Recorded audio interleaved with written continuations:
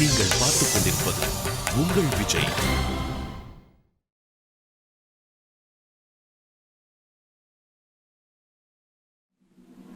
உண்மையா சொல்ற சரோஜா, மோகன் கல்யாணத்துக்கு வாழ்த்துக்கள். உண்மையிலேயே நல்ல சம்பந்தம் தேடி கண்டுபிடிச்சிருக்க. மோகனோட கல்யாணமும் நல்லபடியா முடிஞ்சது. அக்கா, நீங்க வாழ்த்து சொல்றதா இருந்தா அதை என் மருமக சந்தியாவுக்கு சொல்லுங்க. அதுக்கான முழு தகுதியும் இவளுக்கு தான் இருக்கு. ஆமா சந்தியா, உனக்கு வாழ்த்துக்கள். என்னக்கா நீங்க சும்மா வெறும் வாய் வார்த்தையா வாழ்த்து சொன்னா போதுமா? இந்தாங்க, அவளுக்கு ஸ்வீட் ஊட்டி விடுங்க. இந்தாம்மா சந்தியா, சாப்பிடு.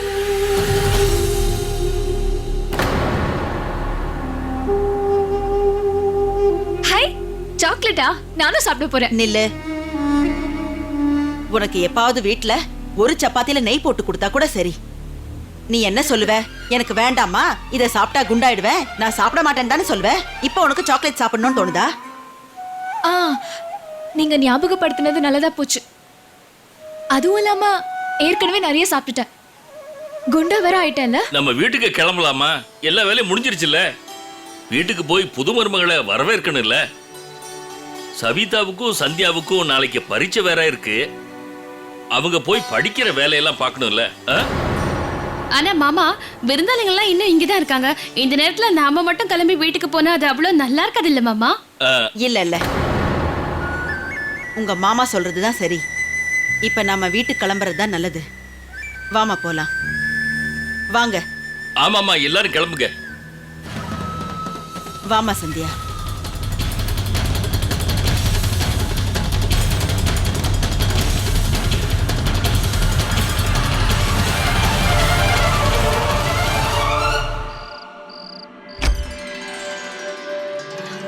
ஆம், நீங்க 2 பேரும் எங்கே இருங்க. முதல்ல நானும் கஸ்தூரியும் புது மருமகளை வரவேற்கிறதுக்கு ஏற்பாடு எல்லாம் பண்ணணும். நாங்க இப்ப வந்துடுறோம். வா கஸ்தூரி.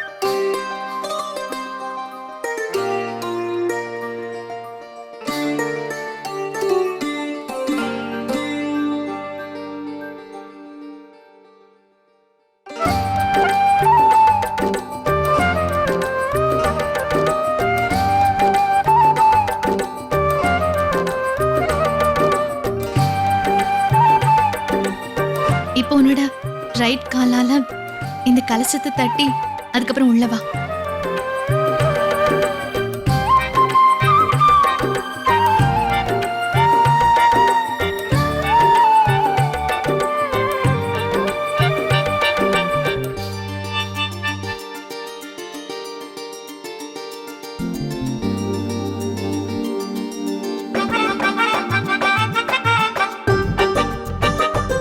கொஞ்சம் இருங்க, நான் இப்ப வந்துடுறேன். கஸ்தூரி, இதையும் எடுத்துட்டு போ. சரி.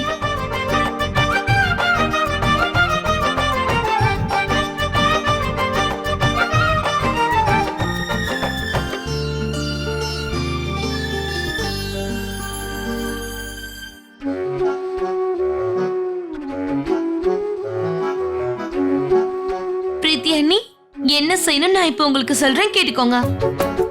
இங்க மொத்தம் 7 தட்டு இருக்குல்ல, இத நீங்க ஒன்னொன்னா இங்க இருந்து எடுக்கணும். ஆனா எந்த சத்தமும் வரக்கூடாது.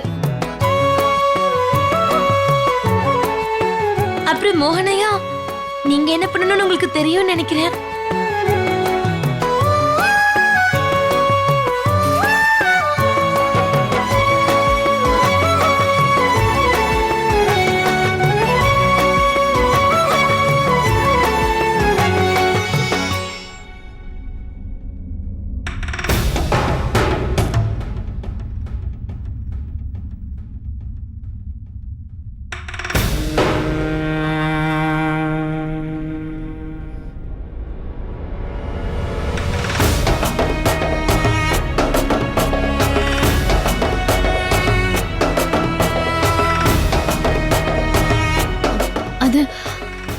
அது வந்து அத்தை,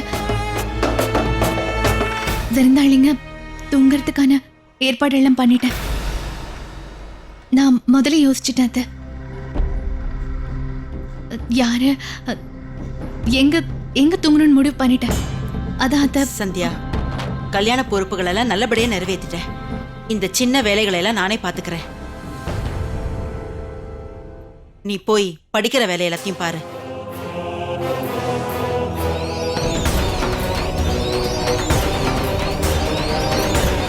அப்புறம் சந்தியா, நீ ஒரு வேலை பண்ணு.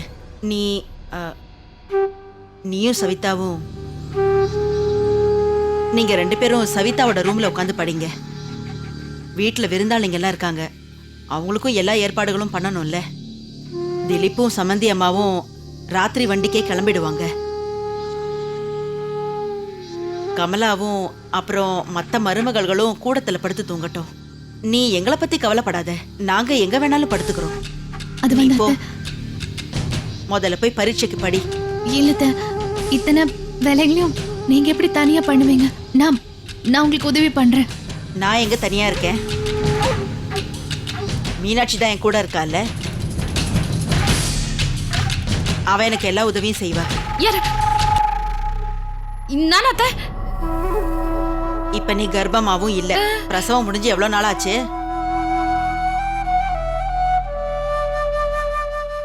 இவங்களுக்கு ஒரு பேரனை பெத்து கொடுத்தா ராணி மாதிரி இந்த வீட்ல வாழலாம் நினைச்சேன். ஆனா இந்த வீட்ல எதுவுமே மாற மாட்டேங்குது. அத்தை என்னடானா, இந்த பேரு பிள்ளைக்காக நான் எவ்வளவு கஷ்டப்பட்டு என்ன வேலையெல்லாம் பார்த்திருக்கேன்னு அத்தைக்கு என்ன தெரியும்? உன் மாமியார் சொல்றதா சரின்னு எனக்கு தோணுது சந்தியா. கல்யாண ஏற்பாடுன்னு சொல்லி நீங்க 2 பேரும் சரியா படிக்கவே முடியல. அதனால நீங்க 2 பேரும் சேர்ந்து உட்கார்ந்து படிக்க ஆரம்பிங்க. நீங்க 2 பேரும் சேர்ந்து உட்கார்ந்து படிச்சீங்கன்னா சவிதாவுக்கு ஏதாவது சந்தேகம் வந்தா நீ தீர்த்து வைப்பல்ல. அப்படியே சவிதா பாசம் பண்ணிடுவா. அப்புறம் சவிதா, உனக்கு ஞாபகம் இருக்குல்ல, உன் மாமியார் உங்ககிட்ட என்ன சொன்னாங்க? அவங்களுக்கு நல்லா படிச்ச மருமக வேணும்னு சொன்னாங்க. அதனால போமா, போ. போமா சந்தியா. சவிதா, நீயும் போ. அண்ணி ஒரு நிமிஷம்.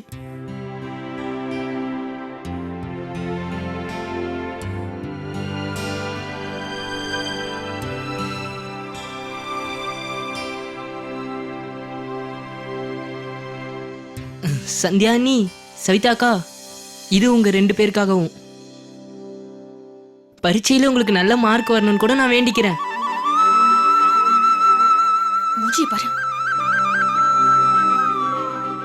இந்தாங்க.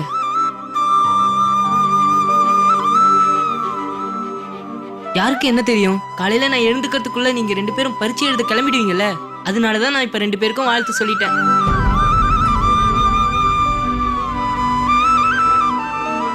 தேங்க்யூ சோட்டு. வெல்கம். வா சவிதா.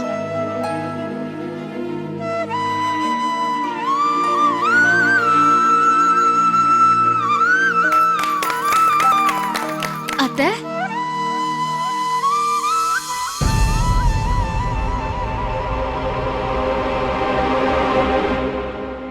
மீனாட்சி, சொல்லுங்க அத்தை. போ, பிரீத்திய அவ ரூம்ல கொண்டு போய் விட்டுட்டு வா. நீ என் கூட வா. பிரீத்தி, நான் உன்னோட ரூம்ல விட்டுட்டு வரேன். என்ன?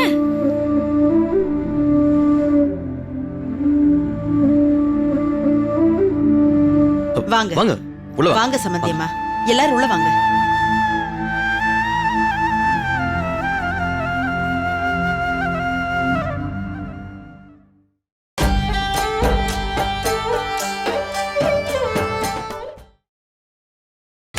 நீங்கள் பார்த்துக் கொண்டிருப்பது உங்கள் விஜய்.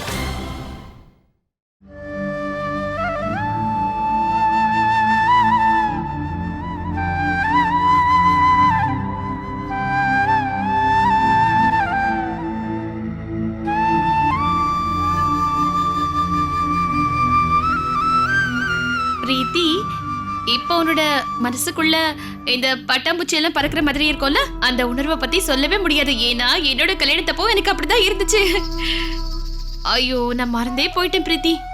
இந்த மாதிரி இப்படியெல்லாம் சாதாரண பொண்ணுங்களுக்கு தான் தோணும். ஏன்னா முதல் முறையா புகுந்த வீட்டுக்கு வர பொண்ணுங்களுக்கு தானே அப்படியெல்லாம் தோணும். ஆனா நீ புகுந்த வீட்டையும் எப்போ பார்த்துட்ட, புருஷனோட ரூமையும் பார்த்துட்ட. உனக்கு ஒண்ணு தெரியுமா, எனக்கு கல்யாணம் ஆச்சுல, அப்போ முதல் முறையா என்னோட புருஷன் ரூமுக்கு கூட்டிட்டு போனாங்க. அப்போ எனக்கு ரொம்ப பயமாவும் பதட்டமாவும் இருந்துச்சுன்னா பாரு, கொஞ்சம் இருந்தா உயிர் போயிடுமோ நினைச்சேன். ஆனா நீ ரொம்ப கொடுத்து வச்ச பொண்ணு. ஏன்னா உன் புருஷன் ரூமா நீ ஏற்கனவே பார்த்துட்டல்ல. அதுவும் இல்லாம கல்யாணத்துக்கு முன்னாடியே வேற. ஆனா கல்யாணம் முடிஞ்சதுக்கு அப்புறம் நடக்கிற சடங்கு ரொம்ப நல்ல விஷயம்தான். ஏன் இங்கே நிக்கிற, வா போலாம் வா.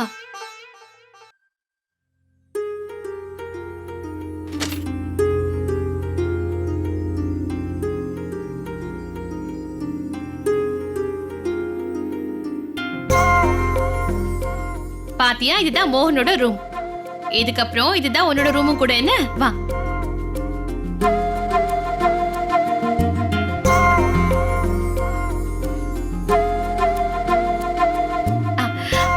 முதல்ல இங்க உட்கார. அலங்காரம் எல்லாம் ரொம்ப நல்லா இருக்குல்ல?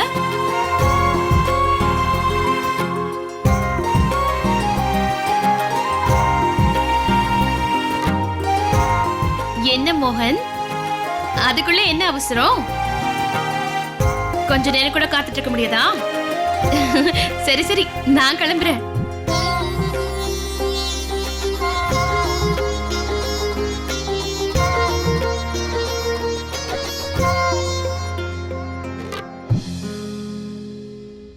அண்ணி, சாப்டர் நம்பர் 5ல ஒரு क्वेश्चन இருக்கு. செகண்ட் क्वेश्चन எனக்கு புரியவே மாட்டேங்குது. அது என்னன்னு பாருங்க. எனக்கு கொஞ்சம் சொல்லி கொடுங்களேன். இதோ இந்த क्वेश्चन, செகண்ட் ஒன். என்ன மன்னிச்சிரு சவிதா, நானே இன்னும் அந்த சாப்டரை படிக்கல.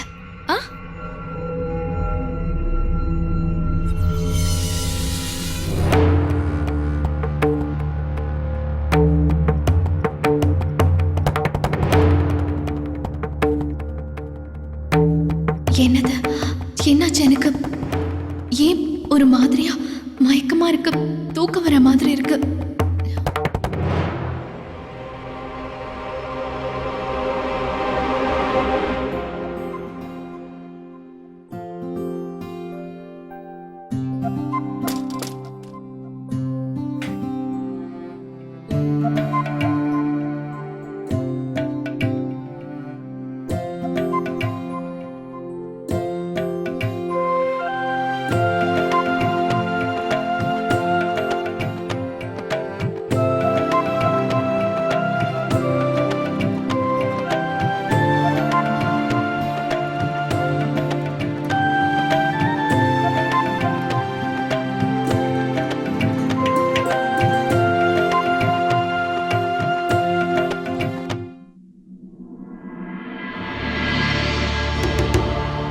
இப்போ உனக்கு சந்தோஷம் தானே?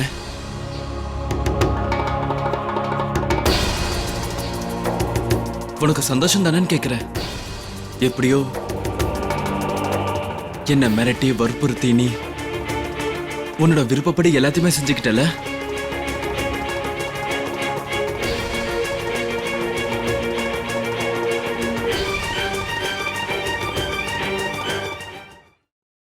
அது இல்ல மோகன்,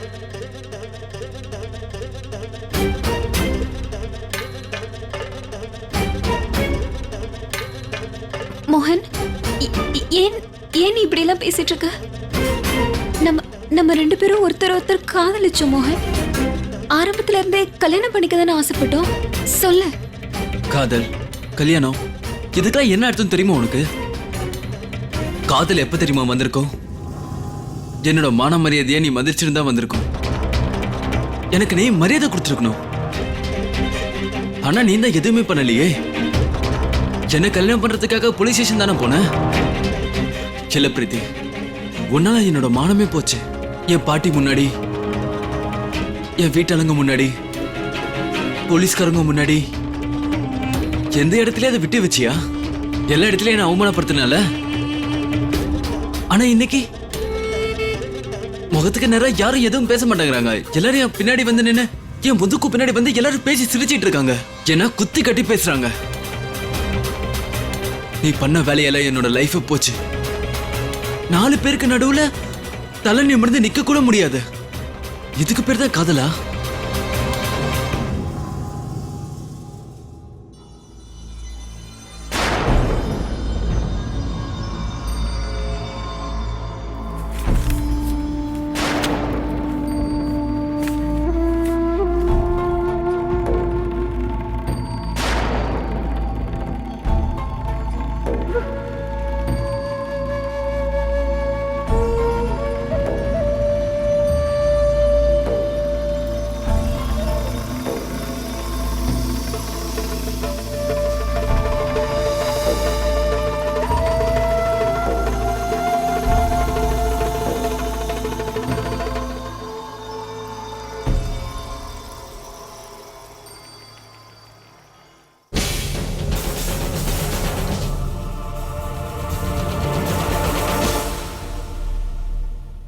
மோகன், ஏன் இப்படி எல்லாம் யோசிச்சுட்டு இருக்க?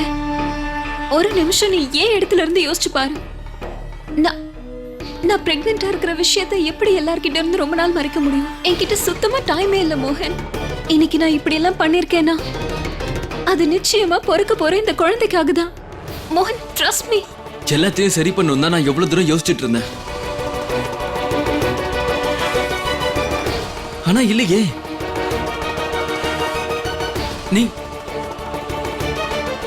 நீ முதலிய வீட்டுக்கு வந்துட்ட, ஒரு பெரிய பிரச்சனையே பண்ணிட்ட. உன்னால என் மானம் போச்சு பிரீத்தி, மறக்க முடியல. இல்ல மோகன், உனக்கு மட்டும்தான் இப்படி எல்லாம் தோணுது. It's not true. மோகன், ஒருவேளை இந்த ஊர் உலகத்தை பத்தி நான் கவலைப்பட்டிருந்தேனா நம்மளோட கல்யாணம் நடந்திருக்காது. மோகன், உன்னோட பாட்டி நம்ம உறவை முழு மனசோட அக்செப்ட் பண்ணிருக்காங்க. எல்லாரும் சந்தோஷமா இருக்காங்க. உன் மேல நான் வச்சிருக்க அஃபெக்ஷன் முன்ன விட இப்ப எவ்வளவு மடங்கு அதிகமாயிருக்கு. மோகன், இன்னைக்கு நம்ம 2 பேரும் சந்தோஷமா இருக்கணும். நம்ம நினைச்ச மாதிரி தானே இன்னைக்கு எல்லாமே நடந்திருக்கு. நம்ம 2 பேருக்கும் கல்யாணம் நடந்துருச்சு. மோகன், தயவு செஞ்சு எல்லாத்தையுமே மறந்துரு. அப்புறம் நீயும் நானும் ஒரு புது லைஃப சந்தோஷமா ஆரம்பிச்சோன்னா ரொம்ப நல்லா இருக்கும். மறக்கணுமா? எல்லாத்தையும் மறக்கிறது உனக்கு வேணா சுலபமா இருக்கலாம், ஆனா எனக்கு கிடையாது.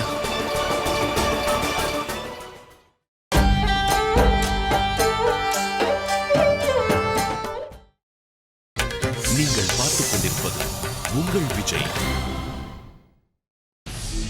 இந்த சமுதாயம், எங்க பாட்டி, எங்க வீட்டாளுங்களாம் உன்னை ஏத்திருக்கலாம், ஆனா நான் உன்னை கண்டிப்பா ஏத்துக்க மாட்டேன். வற்புறுத்தி என் லைஃப்குள்ள நீ வந்திருக்க, அதனாலதான் நான் இதை சொல்றேன். ஏதோ சந்தியா நீ கஷ்டப்பட்டு முயற்சி பண்ணதுனால இன்னைக்கு நீ மோகனோட ஒய்ஃபா இங்க உட்கார்ந்துட்டு இருக்க. ஆனா இதெல்லாம் ஜஸ்ட் ஒரு பேருக்காக தான். இந்த பேர் கூட உனக்கு ஒரு மனைவிக்கு கிடைக்க வேண்டிய பாசம், அந்த உரிமைகள், அந்த மரியாதை எதுவுமே நான் உனக்கு கொடுக்க மாட்டேன்.